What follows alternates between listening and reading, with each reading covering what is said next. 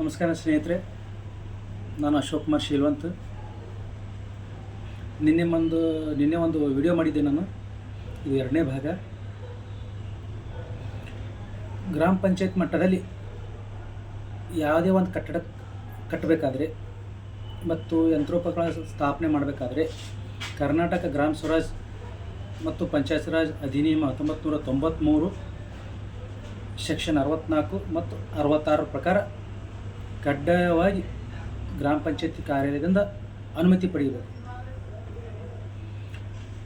ನಾವು ಸಾಮಾನ್ಯವಾಗಿ ಸಾರ್ವಜನಿಕರು ಯಾವುದೇ ಒಂದು ಮನೆ ಕಟ್ಟಬೇಕಾದ್ರೆ ಅಥವಾ ಕಾಂಪೌಂಡ್ ಕಟ್ಟಬೇಕಾದ್ರೆ, ಕೆಡವು ಹಾಕಬೇಕಾದ್ರೆ, ಪುನರ್ ನಿರ್ಮಾಣ ಮಾಡಬೇಕಾದ್ರೆ ಈ ಸೆಕ್ಷನ್ ಅಡಿಯಲ್ಲಿ ಪಂಚಾಯತಿಯಿಂದ ಅನುಮತಿ ಪಡಿಬೇಕು. ಮತ್ತು ಖುಲ್ಲ ನಿವೇಶನದಲ್ಲಿ ಅದು ಎಣ್ಣೆಯಾಗಿ ಪರಿವರ್ತನೆ ಮಾಡಿ ಕಟ್ಟಡ ಕಟ್ಟಬೇಕಾಗ್ತದೆ. ಅದು ಕರ್ನಾಟಕ ಭೂಕಂದಾಯ ಕಾಯ್ದೆ 1964 ಸೆಕ್ಷನ್ 95 ಪ್ರಕಾರ ಅನುಮತಿ ಪಡಿಬೇಕು ನಾವು ಜಿಲ್ಲಾಧಿಕಾರಿಯಿಂದ. ಎಣ್ಣೆಯಾಗಿ ಪರಿವರ್ತಿಸಿ ಆಮೇಲೆ ಕಟ್ಟಡ ಕಟ್ಟಬೇಕಾಗ್ತದೆ. ಮತ್ತು ಇನ್ನಿತರ ನಕ್ಷೆ ಅನುಮೋದನೆ ಪಡಿಬೇಕಾಗ್ತದೆ. Town and country planning act ಪ್ರಕಾರ 1961 ಪ್ರಕಾರ.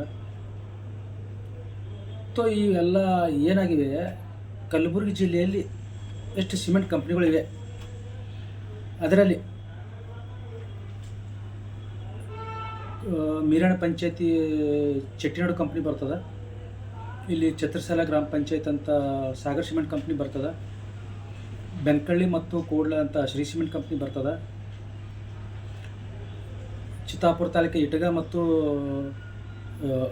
ಇಟಗ ಮೊಗಲ ಮತ್ತು ದಿಗ್ಗಾಂವ್ ಪಂಚಾಯತಿಯಲ್ಲಿ ಓರೆಂಟ್ ಕಂಪ್ನಿ ಬರ್ತದೆ. ಮತ್ತು ಮಳಿಖೇಡದಲ್ಲಿ ರಾಷ್ಟ್ರೀಯ ಸಿಮೆಂಟ್ ಕಂಪ್ನಿ ಬರ್ತದೆ.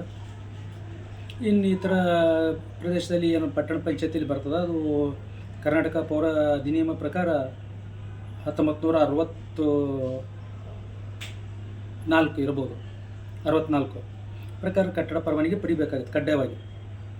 ಅದು ಏನಾಗಿವೆ ಅಂದರೆ, ಇಲ್ಲಿ ಕಲಬುರಗಿ ಜಿಲ್ಲೆಯಲ್ಲಿ ಚೆಟ್ಟಿನಾಡು ಸಿಮೆಂಟ್ ಕಂಪ್ನಿ ಕಟ್ಟಡ ಪರವಾನಗಿ ಪಡೆದ ಅಥವಾ ಪಡೆದಿಲ್ಲ ಅಂತ RTI ಹಾಕಿದ ನಂತರ ಅವರು ಕಟ್ಟಡ ಪರವಾನಗಿ ಪಡೆದಿದ್ದಾರೆ ಮತ್ತು ಅದು ಫೀಸ್ ಸಂದಾಯ ಮಾಡಿಲ್ಲ. ಮತ್ತು ಶ್ರೀ ಸಿಮೆಂಟ್ ಕಂಪನಿ ಅಂತೂ ಇನ್ನವರೆಗೆ ಯಾವುದೂ ಪರವಾನಗಿ ಪಡೆದಿಲ್ಲ, ಯಾವುದೂ ಪಂಚಾಯತಿಗೆ ಫೀಸು ಸಂದಾಯ ಮಾಡೋದಿಲ್ಲ, ಲೈಸೆನ್ಸ್ ಪಡೆಯೋದಿರಲಿಲ್ಲ ಮತ್ತು ಓರೆಂಟ್ ಕಂಪ್ನಿಯನ್ನು ಕೂಡ ಪಡೆಯೋದಿರಲಿಲ್ಲ. ಸಾಗರ್ ಸಿಮೆಂಟ್ ಕಂಪ್ನಿ ಡಾಕ್ಯುಮೆಂಟ್ ಇವೆ, ಅದು ಇನ್ನೂ ಸ್ಟಡಿ ಮಾಡಿಲ್ಲ. ಅದು ಕೂಡ ಇದೇ ರೀತಿ ಇದೆ. ಇನ್ನಿತರ ಕಂಪ್ನಿಗಳು ಅದು ಸ್ಟಡಿ ಮಾಡಲಾರ್ದೆ ಹೇಳೋಕ್ಕಾಗಲ್ಲ. ಅದು ಸ್ಟಡಿ ಮಾಡಿದ ನಂತರ ನಾನು ತಮ್ಮ ಗಮನಕ್ಕೆ ತೊಗೊಂಬರ್ತೀನಿ. ಇಷ್ಟೇ ಇದು ಮಾಡಬೇಕು. ಗ್ರಾಮ ಪಂಚಾಯತಿ ವ್ಯಾಪ್ತಿಯಲ್ಲಿ ಯಾವುದಾದ್ರು ಒಂದು ಕಟ್ಟಡ ಕಟ್ಟಬೇಕಾದ್ರೆ ಪಂಚಾಯತಿ ಪರವಾನಗಿ ಪಡಿಬೇಕು. ಇವು ಯಾವ ಕಂಪ್ನಿ ಪರವಾನಗಿ ಪಡೆದಿಲ್ಲ. ಒಂದು ವೇಳೆ ಅವ್ರು ಪಡೆದಿಲ್ಲ, ತಾವು ಹೋಗಲ್ಲಿ ಪಂಚಾಯತಿ ಕಾರ್ಯದರ್ಶಿಗಳಿಗೆ ಮತ್ತು ಪಂಚಾಯತ್ ಅಭಿವೃದ್ಧಿ ಅಧಿಕಾರಿಗಳಿಗೆ ಕೇಳಿ ನೋಡ್ರಿ, ಪರವಾನಗಿ ಪಡೆದಿಲ್ಲ. ನಾವು ಯಾವುದಾದ್ರೂ ಒಂದು ಸಣ್ಣ ಕಟ್ಟಡ ಕಟ್ಟಬೇಕಾದ್ರೆ ಯಾರಾದರೂ ಅಬ್ಜೆಕ್ಷನ್ ಮಾಡಿದ್ರೆ ನಿಲ್ಲಿಸ್ಬಿಡ್ತಾರೆ. ಸೀದಾ ಪಂಚಾಯತಿ PDO ಮತ್ತು ಕಾರ್ಯದರ್ಶಿಗಳು ಬಂದು ಎದುರು ಬಂದು ನಿಂತು ಬಿಡ್ತಾರೆ. ಯಾವುದೋ ಕಟ್ಟಡ ಕಟ್ಟಲಿಕ್ಕೆ ಬಿಡೋದಿಲ್ಲ. ಅಂತರಲ್ಲಿ ಸಾವಿರಾರು ಕೋಟಿ ಕಟ್ಟಡ ಬೃಹತ್ ಯಂತ್ರೋಪಕರಣ ಸ್ಥಾಪನೆ ಮಾಡ್ತಾಯಿದೆ, ಅದು ಯಾರೂ ಕೇಳೋರಿಲ್ಲ. ಚೆಟ್ಟಿನಾಡು ಕಂಪ್ನಿ ಡೆಮಾಲಿಷ್ ಮಾಡ್ರಿ ಅಂತಿಕೊಂಡು ಬರ್ತೀನಿ ನಾನು. ಯಾವುದೂ ಪಂಚಾಯತಿ ಪರವಾನಗಿ ಇಲ್ಲ. ಕರ್ನಾಟಕ ಗ್ರಾಮ ಸ್ವರಾಜ್ ಮತ್ತು ಪಂಚಾಯತ್ ರಾಜ್ ಅಧಿನಿಯಮ 1993 ಸೆಕ್ಷನ್ 64, 66 ಪ್ರಕಾರ ಪರವಾನಗಿ ಪಡಿಬೇಕಾಗಿತ್ತು. ಮತ್ತು town and country planning act 1961 ಮತ್ತು Karnataka land revenue act 1964 section 95 ವೈಲೇಷನು ಮತ್ತು ಕರ್ನಾಟಕ ಭೂ ಸುಧಾರಣೆ ಅಧಿನಿಯಮ 1961 109 ಪ್ರಕಾರ ಏನು ಸರ್ಕಾರ ಅಧಿಸೂಚನೆ ಹೊರಡಿಸುತ್ತೆ, ಅದರ ಷರತ್ತುಗಳು ವಿಧಿಸಿರ್ತವೆ, ಅವೆಲ್ಲ ಉಲ್ಲಂಘನೆ ಮಾಡಿದವು.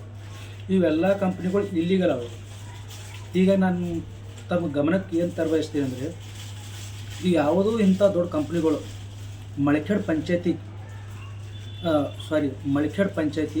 ಮೀರಣ ಪಂಚಾಯತಿ, ಛತ್ರಸಾಲ ಪಂಚಾಯತಿ, ಮೊಗಲ ಪಂಚಾಯತಿ, ದಿಗ್ಗಾಂವ್ ಪಂಚಾಯತಿ, ಬೆಂಕಳ್ಳಿ ಮತ್ತು ಕೋಡ್ಲ ಪಂಚಾಯತಿ ಯಾವುದೇ ಥರ ಲೈಸೆನ್ಸ್ ಪಡೆಯೋದಿರುವುದಿಲ್ಲ ಮತ್ತು ಕಟ್ಟಡ ಪರವಾನಗಿ ಪಡೆಯೋದಿರುವುದಿಲ್ಲ.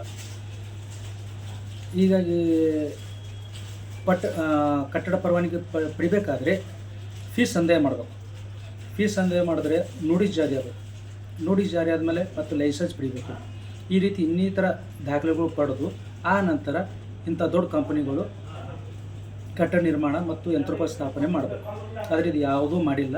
ಇದು ಸಾಕಷ್ಟು ಬಾರಿ ನಾನು ಮೇಲಧಿಕಾರಿಗಳಲ್ಲಿ, ಸರ್ಕಾರದ ಮಟ್ಟಿಗಾಗಲಿ ಮತ್ತು ಸಚಿವರುಗಳಾಗಲಿ ಎಲ್ಲರಿಗೂ ನಾನು ದೂರು ಸಲ್ಲಿಸ್ತಾ ಬಂದೀನಿ. ಆದರೆ ಇನ್ನವರಿಗೆ ಯಾವುದೇ ಕ್ರಮ ಕೈಗೊಂಡಿಲ್ಲ. ಸೊ ನಿನ್ನೆ ಹೇಳಿದ್ದೆ ನಾನು, ಎಲ್ಲ ಕಂಪ್ನಿಗಳು ಇಲ್ಲೀಗಲ್ ಅವ ಮತ್ತು ಭಾಳ ಕೆಟ್ಟ ಪರಿಸರ ಮೇಲೆ ಮತ್ತು ರೈತರ ಮೇಲೆ ಮತ್ತು ಕಾರ್ಮಿಕರ ಮೇಲೆ ಮತ್ತು ಎಲ್ಲ ಭಾಳ ಕೆಟ್ಟ ಪರಿಣಾಮ ಬೀರ್ಲತ್ತವ. ನಮ್ಮ ಕಂಪ್ನಿಗಳು 40-45 ವರ್ಷ ಆಯಿತು ನಾವು ನೋಡ್ತಾ ಇದ್ದೀವಿ. ಅವ್ರು ಏನಾದರೂ ಒಂದು CSR ಪ್ರಕಾರ ಯಾವುದಾದ್ರೂ ಒಂದು ಸುಧಾರಣೆ ಮಾಡೋದಾಗಲಿ, ರಸ್ತೆ ಸುಧಾರಣೆ ಆಗಲಿ, ಊರು ಗ್ರಾಮ ಅಭಿವೃದ್ಧಿ ಆಗಲಿ ಯಾವುದೂ ಕೈ ಜೋಡಿಸಿಲ್ಲ. ಹೀಗಾಗಿ ನಮ್ಗೆ ಯಾವುದೂ ಕಾರಣಕ್ಕೆ ಇಂಥ ದೊಡ್ಡ ಕಂಪ್ನಿಗಳು ಬೇಕಾಗಿಲ್ಲ. ನಮ್ಮ ಸಣ್ಣ ಸಣ್ಣ ಕಾರ್ಖಾನೆಗಳಲ್ಲಿ, ಸಕ್ಕರೆ ಕಾರ್ಖಾನೆಗಳಲ್ಲಿ ಮತ್ತು ಇನ್ನಿತರ ಟೆಕ್ಸ್ಟೈಲ್ ಕಾರ್ಖಾನೆಗಳಲ್ಲಿ ಅಂಥವು ಬಂದ್ರೆ ಗ್ರಾಮ ಅಭಿವೃದ್ಧಿ ಆಗ್ತದೆ, ರೈತರು ಉದ್ಧಾರ ಆಗ್ತಾರೆ. ಇಂಥ ದೊಡ್ಡ ಕಂಪ್ನಿಗಳು ಬಂದು ಯಾವುದೂ ಉದ್ಯೋಗ ನೀಡ್ತಾ ಇಲ್ಲ. ಇವೆಲ್ಲ ಬಂದು ಪೂರ್ತಿ ಕಲಬುರಗಿ ಡಿಸ್ಟಿಕ್ ಹೊಲಸು ಮಾಡ್ತಾಯಿದ್ದೆ, ಪೂರಾ ಮಲಿನ ಮಾಡ್ತಾಯಿದ್ದೇವೆ. ಇಲ್ಲಿ ನೀರು ಮಲಿನ ಮಾಡ್ತಾಯಿದ್ದೇವೆ ಮತ್ತು ಇಲ್ಲಿ ಗಾಳಿ ಮಲಿನ ಮಾಡ್ತಾಯಿದ್ದೇವೆ ಮತ್ತು ಜನರ ಜೊತೆ ಆಟ ಆಡ್ತಾಯಿದ್ದಾರೆ. ತಾವೆಲ್ಲ ಹೋಗಿ ಪಂಚಾಯತಿ ಕೇಳ್ಬೋದು. ತಾವು ಇಂತಿಂಥ ದೊಡ್ಡ ಕಂಪ್ನಿಗಳು ಯಾವುದಾದ್ರೂ ಪರವಾನಗಿ ಪಡೆದಿದ್ದಾವ ಅಂತ? ಯಾವುದೂ ಪರವಾನಗಿ ಪಡೆದಿಲ್ಲ. ಆದರೆ ಕೆಲವು ಕಂಪ್ನಿಗಳು ಎಣ್ಣೆ ಆದ ನಂತರ ಕಟ್ಟಡ ನಿರ್ಮಾಣ ಮಾಡಬೇಕಾಗಿತ್ತು. ಎಣ್ಣೆಗಿಂತ ಮುಂಚೆನೇ ನಿರ್ಮಾಣ ಮಾಡಿದವು. ಎಣ್ಣೆಗಿಂತ ಮುಂಚೆ ಅಂದರೆ ಅದು ಏನು ಸರ್ಕಾರ ಅಧಿಸೂಚನೆ ಹೊರಡಿಸಿರ್ತವೆ, ಷರತ್ತುಗಳು ಇರ್ತವೆ. ಅದರಲ್ಲಿ ಎಣ್ಣೆ ಮಾಡ್ಕೋಬೇಕಂದ್ರೆ ಷರತ್ತು ಇರ್ತವೆ. ಆ ಷರತ್ತುಗಳು ವೈಲೇಷನ್ ಮಾಡ್ತಿದ್ದಾವೆ ಸರ್ಕಾರ. ಈ ರೀತಿ ಸಿಮೆಂಟ್ ಕಂಪ್ನಿಗಳು ಏನವ ಇವೆಲ್ಲ ಕಾಯ್ದೆ ಕಾನೂನುಗಳು ಉಲ್ಲಂಘನೆ ಮಾಡ್ತಾಯಿದ್ದಾವೆ. ತಾವು ಬೇಕಾದ್ರೆ ಹೋಗಿ ತಮ್ಮ ಗ್ರಾಮ ಪಂಚಾಯತಿ ವ್ಯಾಪ್ತಿಯಲ್ಲಿ ವಿಚಾರಣೆ ಮಾಡ್ಬೋದು, ಕೇಳ್ಬೋದು ಅಲ್ಲಿ. ಮತ್ತು ಕೇಳಿದ್ರೆ ಅಲ್ಲಿ ಅಂತ ದಂಡ ವಸೂಲಿಯಾಗಿ ಅಲ್ಲಿದು ದುಡ್ಡು ನಿಮ್ಮ ಪಂಚಾಯತಿಗೂ ಬರ್ತದೆ.